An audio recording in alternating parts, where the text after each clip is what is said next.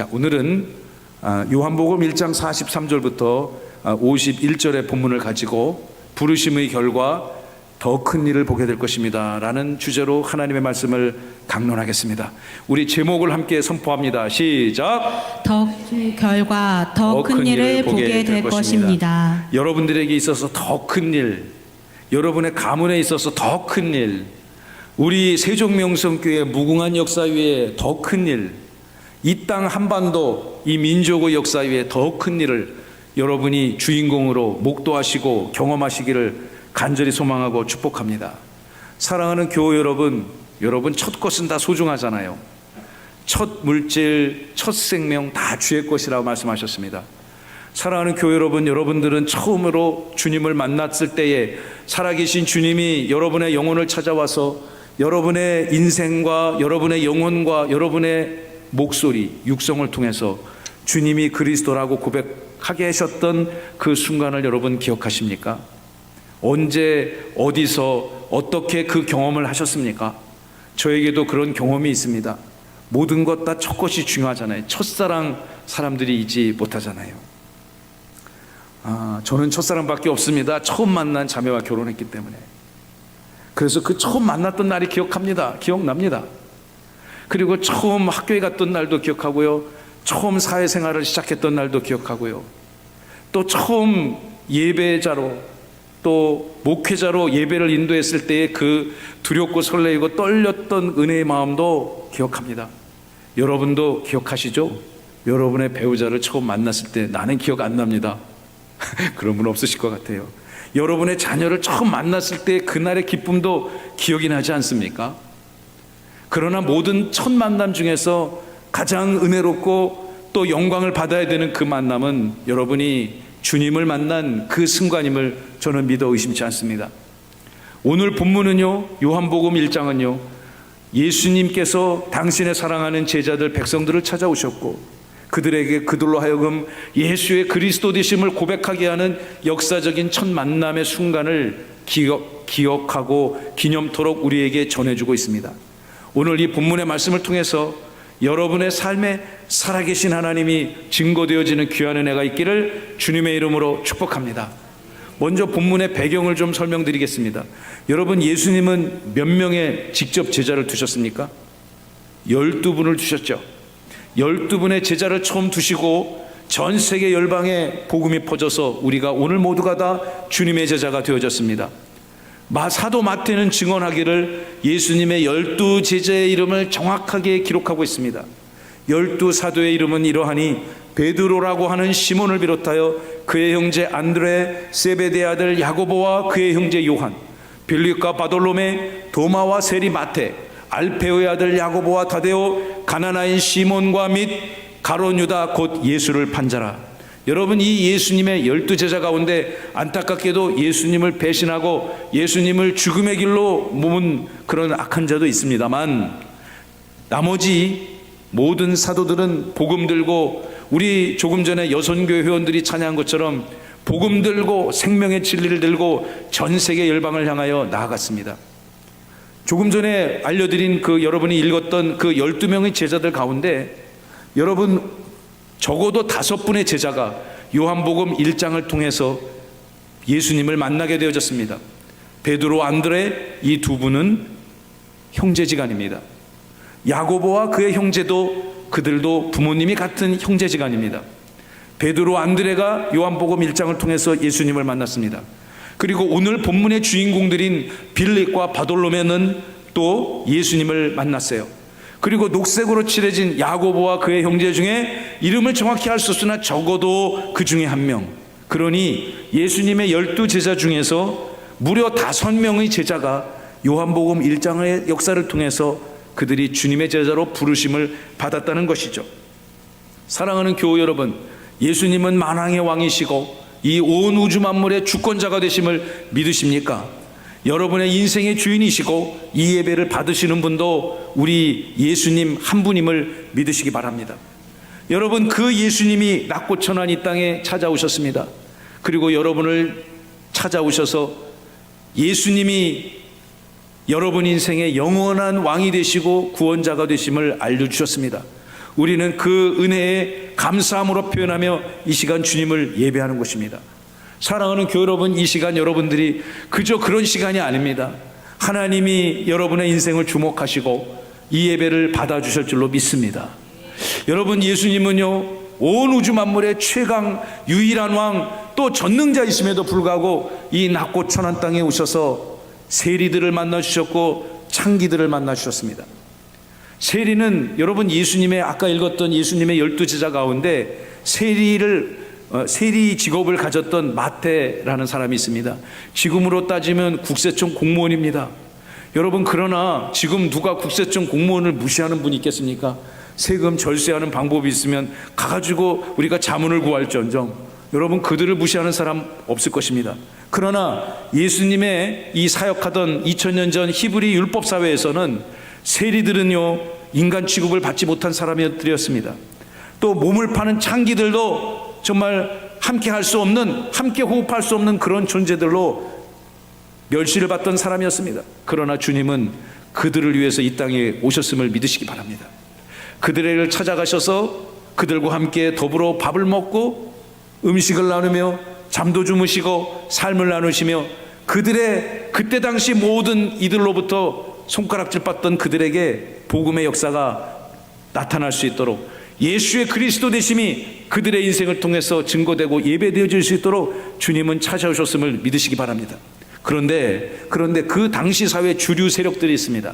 성경에 등장하는 바리새인, 서기관, 율법관, 대제사장, 이런 강력한 종교 권력과 정치 경제 권력을 장악하고 있었던 이들은 예수님의 등장이 너무너무 마땅치 않았습니다. 예수님이 이 땅에 오셔서 복음을 전하는 것도 그렇고 그가 하나님의 아들이라고 선포하는 것도 그렇고 또 병든 자를 치유하며 죄사함의 권세를 선포하는 그 모든 것들이 그들은 너무너무 싫었어요. 예수님이 그 어떤 하자가 있는지 흠집이 있는지 매 눈으로 예수님의 제자들의 삶을 지켜보던 이들이 대다수였습니다. 그러나 그 모든 억압과 장벽을 뚫고 살아계신 우리 구주 예수 그리스도께서 이 땅의 많은 택정받은 영혼들에게 찾아오셔서 이 시간 여러분들에게도 은혜의 광명의 빛을 비추고 계심을 믿으시기 바랍니다. 사랑하는 교우 여러분, 우리 예수님은요, 아주 다양한 방법으로 다양한 상황에서 찾아오십니다. 똑같은 방법이 아무도 없습니다. 제가 주님을 만난 방법도 다릅니다. 여러분들이 예수를 그리스도로 고백했던 그런 상황과 환경도 다 다를 것입니다. 오늘 예수님을 만났던 5명의 제자들도 다 다른 환경 속에서 만났습니다. 또 다른 상황 속에서 그들은 예수를 그리스도됨을 고백하게 되었죠. 오늘 우리는 본문을 통해서 빌립을 찾아오신 그 주님, 또 나다나엘을 찾아오신 그 주님을 함께 나누며 여러분을 찾아오신 그 주님을 예배하는 은혜가 있기를 바랍니다. 먼저 첫 번째 예수님이 찾아온 인생은 빌립이었습니다. 빌립을 찾아오신 그 주님이 하신 말씀은 다른 메시지가 아니고 너는 나를 따르라는 거였습니다. 사랑하는 교회 여러분, 우리 함께 선포해 봅시다. 시작. 너는 나를 따르라. 이 시간 여러분 주님을 따르고 계시죠? 할렐루야. 빌립은요, 메시아를 기다리던 사람이었습니다. 여러분, 그가 어떻게 주를 만나게 되었는지 함께 읽어보겠습니다. 43절에 보면 다 함께 이튿날 예수께서 갈릴리로 나가려 하시다가 빌립을 만나 이르시되 나를 따르라 하시니. 예수님이 3년 사역 여정 가운데 대부분의 시간을 보내신 곳이 어디라고 하였습니까? 갈릴리 연못 호숫가라고 하였죠. 여러분, 그곳에서 예수님은 수많은 사람들을 만나셨고 복음을 전하셨습니다. 여러분과 같은 인생을 만나셨어요. 그리고 그분들에게 복음을 전하기 위해서 그날도 갈릴리 해변가로 나아가시다가 한 영혼을 만나게 됩니다. 그의 이름은 빌립이라는 사람이었습니다. 빌립. 이 사람을 만나서 주님이 다짜고짜 거두절미하고 그 어떤 설명도 하지 않습니다. 나에게 내가 하나님의 아들 복음의 주인이라는 설명도 하지 아니하고 너는 그저 나를 따르라고 명령하십니다. 그리고 이 빌립은요, 그 메시지를 듣는 순간 그의 영혼이 사로잡혔습니다. 그의 영혼이 주님의 강력한 부르심에 휘감아졌어요. 압도적인 하나님의 부르심의 소명을 받아들이고 그는 그 즉시로 복음을 따르기로 결심합니다. 그것이 가능할까? 가능합니다. 이 시대에도 이런 역사가 일어날까? 일어납니다. 믿으시기 바랍니다. 하나님이 원하신다면 그 말 한마디에, 예수를 따르라는 그 한마디에 그의 인생의 전인격적 삶의 방향을 바꾸는 이들도 있을 줄로 믿습니다. 저는 우리 교회가 이런 역사가 나타나고 드러나는 그런 교회가 되기를 간절히 소망합니다. 여러분들은 지금 이 교회 문을 들어오실 때, 우리가 이제 교회 문을 연 지가 몇 주가 되었습니다. 그리고 3월 10일 영광의 입당 예배를 준비하고 있는데, 이제 복음의 문이 열렸으니 믿지 않는 자들이 찾아와 예수를 그리스도라 고백하는 은혜의 영광의 역사가 나타나는 그런 세종명성교회가 되기를 간절히 바랍니다. 여러분, 저의 기도를, 교회의 기도 제목을 여러분의 기도 제목으로 함께 하신다면 하나님께서 가일층의 은혜를 더하여 주실 줄로 믿습니다. 여러분은 이 교회를 출입하며 그 어떤 제지도 받지 않고 마음의 꺼리낌도 없이 기쁨으로, 은혜로, 평강으로, 편안함으로 안식을 누리며 출입했을 줄이라 믿습니다. 그렇죠, 여러분? 그러나 여러분과 같은 세상 모든 사람들이 다 여러분과 같은 은혜의 마음으로 채워져 있지 않습니다. 여러분, 많은 이들이 평생을 살면서 단 한 번도 교회 문턱을 넘어오지 못한 이들이 많이 있습니다. 훨씬 많습니다. 여러분, 우리가 상반기 우리 새생명 행복축제를 열면서 우리 목사님들하고 같이 기도하며, 우리 대전명성교회 또 세종명성교회 목사님들이 함께 모여 기도하며 이번 슬로건의 주제를 뭘로 할까? 여러 개 아이디어를 나왔어요. 근데 제가 강력하게 주장했습니다. 한 사람이 세 사람을. 할렐루야. 그래서 그걸로 하기로 결정했어요. 여러분, 다 함께 선포합시다. 한 사람이 세 사람을. 한 사람이 세 사람을. 제가 이거를 딱 접한 순간에 우리 교회가 이제 개척해가지고 얼마 되지 않은 교회이고, 교회 문을 이제 공식적으로 연 지가 얼마 안 됐는데, 우리 교회가 여러분 주일에 약 150명 정도 모입니다. 우리 어린 자녀들까지 더 세면 더 늘겠지만 1부, 2부에 나오는 또 성인들의 예배자가 150명 정도 돼요. 그래서 저의 소망이 뭐냐, 주여 올해 150 곱하기 3 플러스 500명 성도를 우리에게 주옵소서. 할렐루야. 아멘 하신 분들 최소 100세까지 무병장수의 복을 누리시기를 축복합니다. 안 하셔도 누리시길 바랍니다. 여러분, 그래서 제가 그 생각을 딱 해가지고, 한 사람이 세 사람을 하자. 그래서 주님, 저부터 한 사람이 세 사람을 하겠습니다. 그래서 제가 한 번도 교회 와서 예배 드려본 적이 없는 사람, 그 세 사람의 이름을 딱 쓰고, 주님, 난 이 사람을 반드시 구원의 길로 인도해야 되겠습니다. 저를 통해서 그 구원이 그의 감언 인생에 들어가게 하여 주옵소서. 근데 정말 만만한 인생들이 아닙니다. 한 번도 교회를 와본 적이 없는 인생들입니다. 그런데 그런 분들을 주님 앞에 회복시켜서 예수를 그리스도로 삼위일체의 영광의 하나님을 예배하는 백성으로 나아가는 그런 교회가 우리 모두가 되어줘야 될 줄로 믿습니다. 그 중에 한 분, 제가 너무너무 사랑하고 아끼는 분인데 자꾸만 물어봐요. 개업 예배 언제 하냐고. 그분들은 그런 개념이 있는 거예요. 그래서 개업 예배 생각해 보니까 그분의 세계관 속에는 맞는 거예요. 틀린 거 아니에요. 그렇죠? 그러나 우리는 그런 표현을 잘 쓰지 않죠. 그래서 그분이 왜 그렇게 그걸 물어보느냐, 꼭 오겠다는 거죠. 그래서 그럽니다. 제가 아직 하나님은 안 믿겨줘도 내가 원동력은 믿습니다. 그래서 제가 그 얘기를 듣고 기분은 나쁘지 않았습니다. 왜냐하면 저의 평생의 삶의 반려자 같은 분이기 때문에. 그래서 제가 나를 믿으면 안 되고 내가 믿는 하나님을 믿어야 된다고. 그래서 같이 예배해보자고. 그래서 그 인생이 올 줄로 믿습니다. 며칠 전에도 와가지고 같이 밥 먹고 제가 전하는 복음을 듣고, 그리고 요 앞에 카페에서 같이 저녁 먹고 돌아갔는데, 여러분, 그러한 인생들에게 우리 주님과 같이 복음을 전합시다. 많은 거 설명해 줄 필요 없어요. 전도할 때요, 우리 이번 주부터 이제 다시 전도를 시작하려고 합니다. 저는 그날이 우리 전미아 전도사님, 목사님 이제 우리 같이 전도해요. 그래가지고 그렇게 합시다. 제가 정말 그랬습니다. 그리고 우리 화요일은 수련회 가야 되니까 이번 주는 목요일부터 합시다. 목요일부터. 그리고 날짜를 점점 늘려갑시다. 여러분, 전도할 때 무슨 기념품 같은 거 주고, 물론 그러면 좋겠지만, 대한민국이 교회가 옛날에 그런 거 주면은 좋아하던 시대가 아니에요. 이제는 여러분들이 이미 세계 탑 클래스의 삶의 수준을 누리고 있기 때문에 무슨 알사탕 하나 주고 휴지 하나 준다고 그거 받아서 감동받아 교회 올 사람 많지 않습니다. 그러나 그들이 정말로 필요한 것은 주님의 음성이고 말씀인 줄로 믿습니다. 여러분, 그저 나와 함께 예배 드리러 가자고, 내가 믿는 예수님을 한번 만나보자고, 여러분 그것으로 족할 줄로 믿습니다. 여러분, 우리가 이 주보를 만들 때도 정말로 저와 우리 이승찬 목사님이 최선을 다해서 만듭니다. 가끔 실수할 수도 있지만 여러분, 이 주보를 가지고 또 여기 있는 메시지를 가지고 복음의 소식을 전하는 은혜가 있기를 바랍니다. 믿지 않는 가족들에게 전해주십시오. 믿지 않는 여러분의 직장 동료들에게 예수만이 살 길이고 예수만이 생명의 길임을 여러분 전하는 은혜가 강력하게 나타나기를 간절히 소망합니다. 이 복음을 전해받은 빌립, 그의 다음 인생이 궁금하지 않습니까? 오늘 주님이 찾아와서 만난 인생은 나다나엘이라는 사람입니다.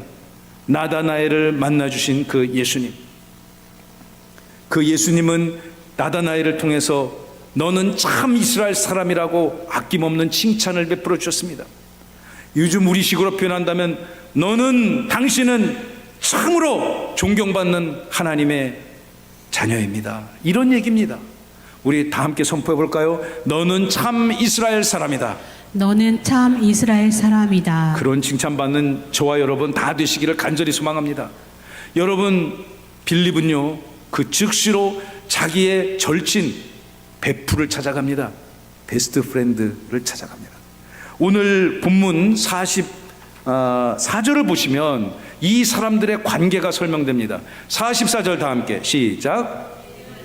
와 베드로와 한 동네 베세다 사람이라. 아멘. 여러분, 빌립은요, 예수님을 만나서 정말 강력한 주님으로부터, 하나님으로부터 직접 전도를 받았으니 여러분 그 영혼이 얼마나 기뻤겠습니까? 사람으로부터 복음을 전해도 우리 영혼은 기쁘게 되어 있습니다. 그러나 하나님으로부터 직접 그 복음의 소식을 들으니까 얼마나 기뻤을까요? 그래서 그 빌립은 자기의 친구, 동네 이웃들을 향해 찾아가요. 오늘 제가 아까 예수님의 12제자 가운데 그 중에 5명이 요한복음 1장을 통해서 구원을 받았다고 말씀을 드렸는데, 그 위에 있는 안드레, 그리고 여러분이 잘 아시는 시몬 베드로, 그리고 오늘의 빌립, 그리고 복음을 전해드릴 베세다, 이 사람 베세다에 사는 나다나엘, 이 사람들은 베세다라는 특정 지역에 거주하던 같은 동네 이웃 사촌들 친구였습니다. 빌립은 예수님으로부터 복음을 전해받은 이후에 그 즉시로 누구를 향해 찾아갔습니까? 자기의 가장 친한 친구 나다나엘을 찾아갑니다. 나다나엘을 찾아가서, 여러분, 구원은 누구에게 전하는 것인가? 저 멀리 아프리카, 우리 고정관 안수신 아프리카 출장 가셨는데 일 잘 마치고 돌아오실 줄로 믿습니다. 여러분, 저 멀리 아프리카, 남아메리카, 브라질, 아마존, 그리고 저 아시아의 밀림 지역을 당연히 복음을 전해야죠. 그런 사명을 특별한 주신 이들은 가야 됩니다. 안 가고 못 배깁니다. 주님이 그 인생 잡아 돌리면 갈 수밖에 없습니다. 그곳에서 복음을 전하는 이들이 있습니다. 그러나 여러분들 이 땅에 살면서 여러분의 삶의 주변의 이웃들, 가장 가까운 이웃이 누구입니까? 여러분 가족이에요. 여러분의 부모님, 배우자, 사랑하는 자녀들에게 예수 그리스도를 날마다 전하고 선포하십시오. 여러분이 길 가다가 만난 주변의 이웃들, 아파트 경비 서시는 그 귀한 분들, 여러분의 직장 동료, 선후배, 상사, 부하 직원, 여러분의 사촌들 다 이웃들입니다. 그들에게 예수를 전하는 능력, 영광 나타날 줄로 믿습니다. 살아계신 우리 주님께서 여러분의 복음이 전파되는 그 현장에 함께 해주실 줄로 믿습니다. 믿으시면 아멘. 할렐루야. 사랑하는 교우 여러분, 그런데 이 빌립이 가서 친구 나다나엘에게 이렇게 얘기합니다. 여러분, 나다나엘은 다른 복음서에서는 이 사람의 이름을 바돌로메라고 기록하고 있어요. 그런데 많은 성경학자들은 그 두 사람의 이름이 같은 동일 인물이라고 이야기합니다. 여러분, 이 사람의 이름은 무슨 뜻이냐? 하나님의 선물이란 뜻입니다. 하나님의 선물을 날마다 경험하는 여러분 되십시오. 친구 나다나엘이요, 내가 조금 전에 누구를 만났는 줄 알아? 내가 말로만 듣던 메시아를 만나고 온 것 같아. 메시아? 하나님을 만나고 왔다는 것입니다. 그것은 여러분 그 45절에 보시면 빌립이 나다나엘을 찾아 이렇게 말합니다. 모세가 율법에서 기록한 그 인물, 그리고 구약 성경의 수많은 선지자들이 오시기로 약속한 그 인물을 내가 만났으니 그 사람 누군데? 그 사람이 누군데? 어디에 있는데? 나다나엘은 그 사람을 그분을 기다리고 있기 때문에 아마 그렇게 얘기했을 것 같아요. 그런데 그의 대답은 충격적입니다. 빌립, 누구냐면 요셉의 아버지는 요셉이고 갈릴리 나사렛 출신의 목수 집안의 젊은 랍비 예수라고 하는 분이야. 정확하게 설명한 것이죠. 여러분, 그의 설명에 일치의 오류도 없습니다. 그럼 이런 얘기 들었을 때 가봐야지, 가봅시다, 그랬으면 얼마나 좋겠어요. 그런데 그 순간 바로 빌립은 복음을 전했지만 요즘 말로 하면 속어를 좀 쓰겠습니다. 개무시를 당했습니다. 뺀찌를 당했습니다. 46절 다 함께 읽어봅시다. 시작. 나다나엘이 이르되 나사렛에서 무슨 선한 것이 날 수 있느냐. 빌립이 이르되 와서 보라 하니라. 여러분, 나다나엘은 날마다 성경을 읽고 묵상하면서 모세 시대로부터 오기로 약속한 그 메시아를 기다리던 사람입니다. 아마도 이날도 무화과 나무 아래서 열심으로 말씀을 읽고 하나님의 말씀의 경륜을 깨닫기 위해서 애썼던 영혼인지 모르겠습니다. 그런데 자기 친구 빌립이 만났다는 그 메시아의 출신 성분을 들어보니 도저히 그 시골 깡시골 그리고 이방인들이 득식을 하는 그곳에 하나님이 오실 거라는 생각이 정말 1도 안 드는 것입니다. 0.1도 안 드는 것입니다. 그래서 그의 말을 한번 다시 본다면, 이 사람아, 무슨 나사렛 그곳에서 무슨 선한 게 나오겠어? 그 땅에 무슨 소망이 있다고 그곳에서 메시아가 오겠어? 오신다면 예루살렘의 성전으로 오시겠지. 여러분, 나다나엘이 지금 빌립의 전도를 단칼에 거부합니다. 충분히 그럴 수 있죠. 충분히 그의 주장도 일리가 있습니다. 옳은 얘기는 아닙니다만 그런 주장할 수 있습니다. 나다나엘은 메시아의 오심을 믿지 않았습니다. 부족한 저의 인상을 돌아보니 여러분, 예수님을 믿지 않는 나다나엘을 이해가 됩니다. 이해가 돼요. 이해가 된다는 얘기는 왜 그런 근거가 뭐냐면, 이 자리에선 저도 예수님을 믿지 않았던 사람이기 때문이죠. 난 도저히 믿기지가 않더라고. 예수님이 하나님이신데 그 하나님이 이 땅을 오셨다는 것도 안 믿겨지고, 그 하나님이 십자가에 죽으셨다 부활한 것도 안 믿겨지고, 그 주님이 나의 주님으로 예배를 받을 자격이 있는 분인지도 안 믿겨지는데 어떡합니까? 그래서 저도 상당히 방황하던 시절이 있었습니다. 그것이 옳다는 것이 아닙니다. 그런 적이 있기 때문에 지금 이 시대에 수많은 사람들이 나는 예수를 안 믿겠다고 하는 것이 이해가 된다는 것이죠. 여러분, 그러나 주님이 그 굳게 닫혔던 빗장의 문을 열어주시고 주님의 광명의 빛이 여러분의 심령 가운데, 저의 심령 가운데 들어온 이상 저는 더 이상 제가 옳다 하는 것을 주장할 수가 없었습니다. 맞습니다, 여러분.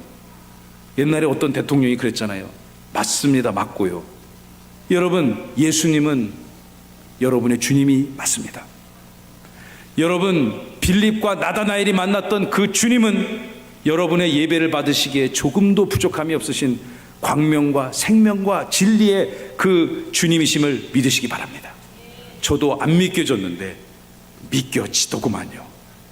제가 뭘 이성적으로 지혜로 탁월해서 믿겨지는 것이 아니고 성령께서 저의 영혼을 찾아오셔서 만나주셨고, 또 저로 하여금 예수님을 나의 주, 나의 그리스도라 고백할 수 있는 그런 영혼으로 변화시켜 주셨음을 저는 믿습니다. 여러분, 이 나다나엘이 믿질 않았어요.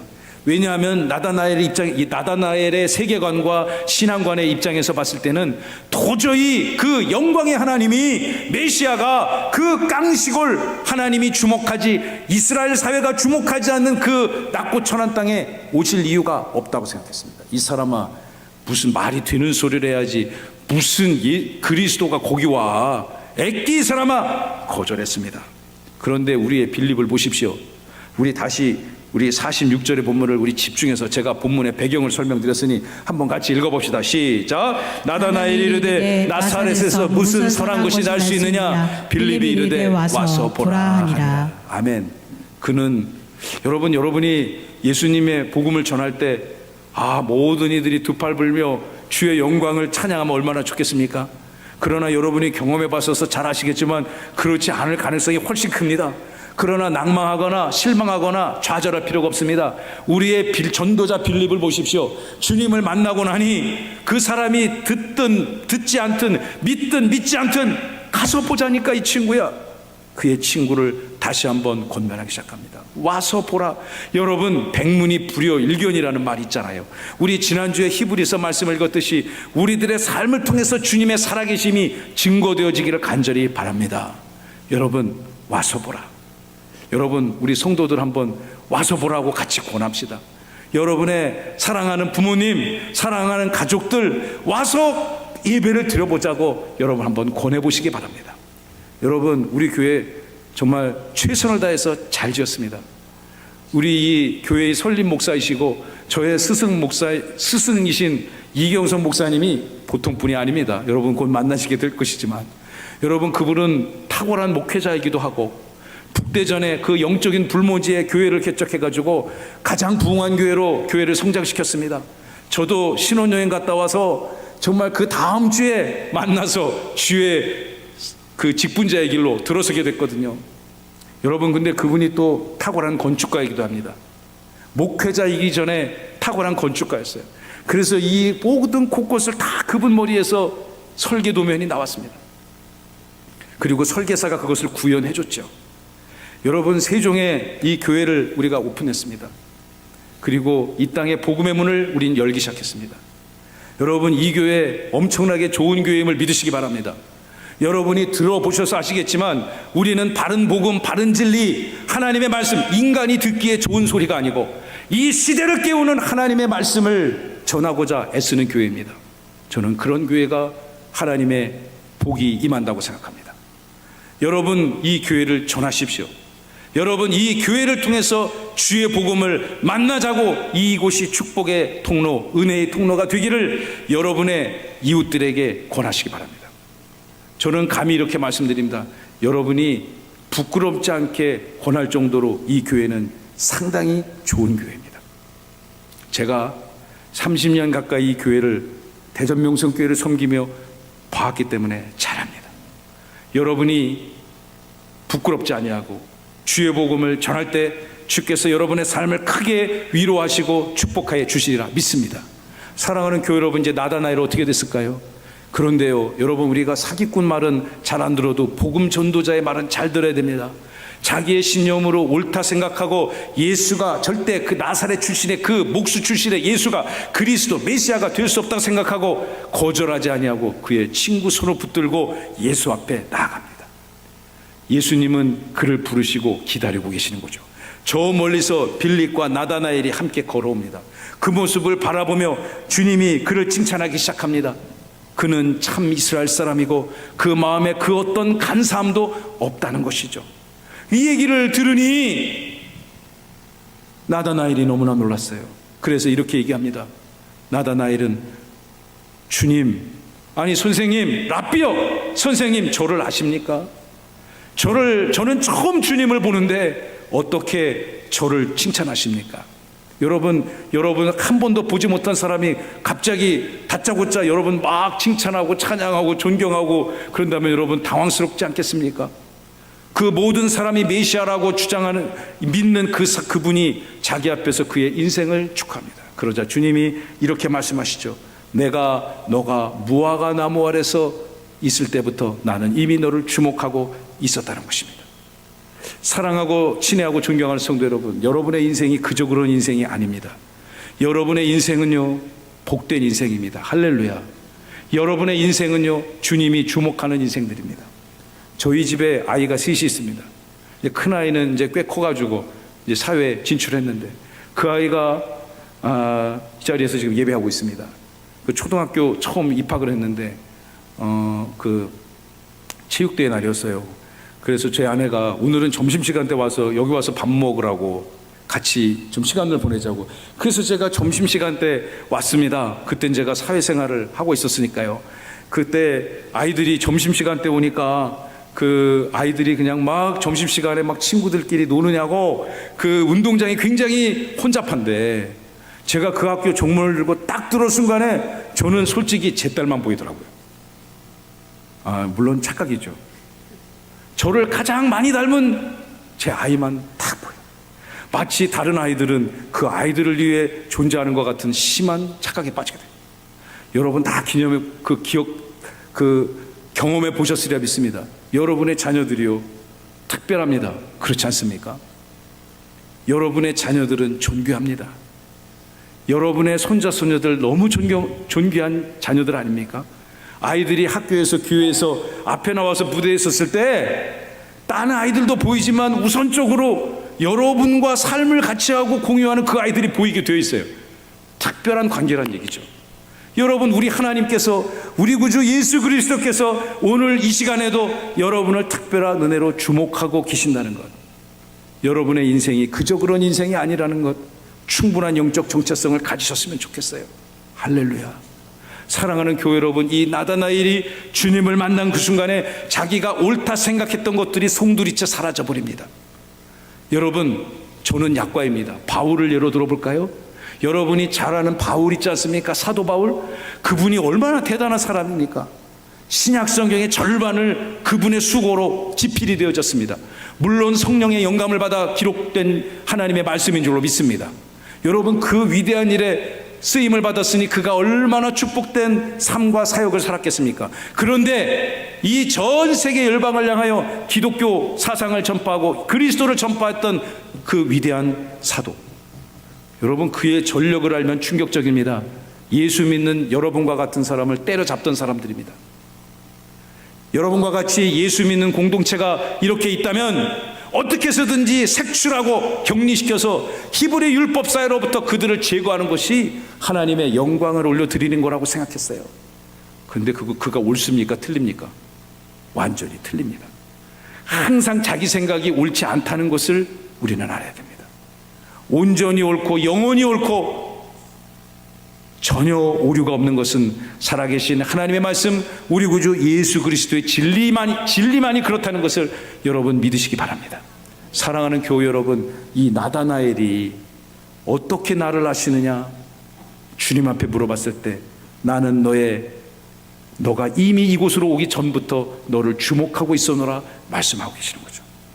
여러분이 오늘 여러 가지 모습으로, 여러 가지 삶의 환경으로 이 자리에 예배자로 나왔는데 하나님이 여러분의 인생을 통찰하시고 여러분의 삶의 필요도 채우시고 여러분이 구원의 도를 전하기를 소망하는 그 모든 이들에게도 구원의 은혜를 전할 때 함께하여 주시는 은혜가 있을 줄로 믿습니다.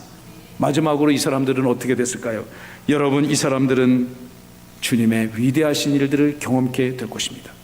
결국 나다나엘은요, 베드로와 같이, 안드레와 같이, 빌립과 같이, 그 먼저 복음을 받았던 이와 같이 예수님은 하나님의 아들이시고 예수님이 생명의 주권자이심을 고백하였습니다.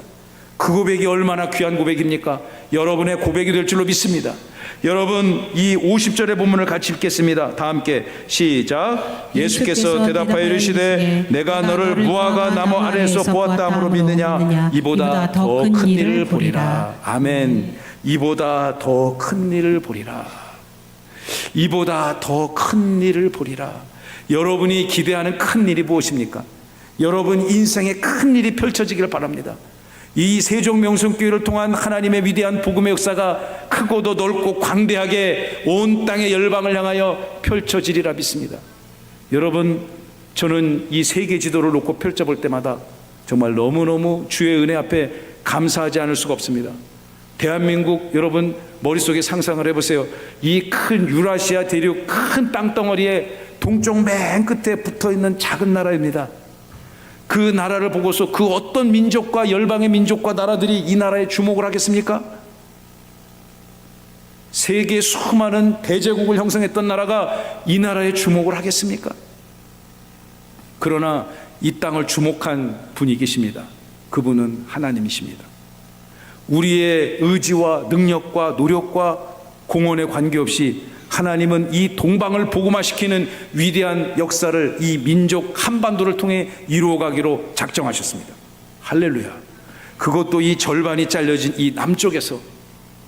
우리 사회가 참 엄청나게 복잡한 사회이고 끊임없이 수많은 갈등들이 있는 그런 나라인 것 같지만 여러분, 이 나라는요 세계 역사상 그 유래를 찾아볼 수 없는 강력한 복음 부흥의 역사가 이루어졌던 땅임을 여러분 믿으셔야 됩니다.